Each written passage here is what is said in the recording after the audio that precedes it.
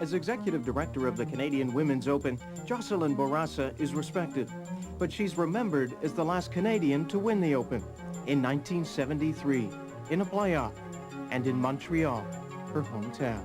I remember that victory as being a very emotional one, being uplifted by the galleries, by the people around, and that I will always remember. You can imagine what the galleries that were out following her. I mean, they were just all over the place, and they were very exuberant galleries. I mean, they hollered and carried on and applauded, and I really got caught up in it. I found myself pulling for Jocelyne, as well halfway through it.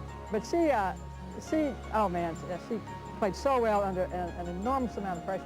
The pressure was greatest on the 18th hole, Bourassa needing to sink a 30-foot putt to continue onto a playoff. People say that it took a long time for me to make that putt, but that I don't remember at all. And when it went in, everyone seemed to be surprised around, but I was not surprised. From there, Bourassa went on to win the playoff and the $10,000 first prize on a left knee that wouldn't pivot properly, an injury that ended her career 6 years later. I didn't want to be the next Bobby Orr, going again after one more surgeries and then doing a year and a half of rehabilitations. I thought that I should turn to something else.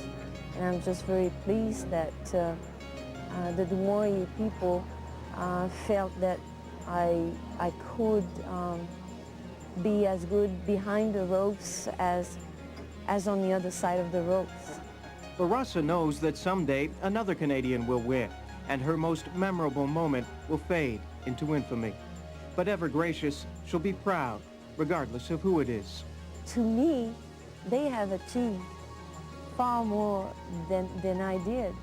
And when we compare the Canadians and we say, well, they've never won their own tournament, to me, it's not that important, because I think they are winners. They are, not only are they top athletes, they are winners in their own right, and they are fantastic ambassadors for us.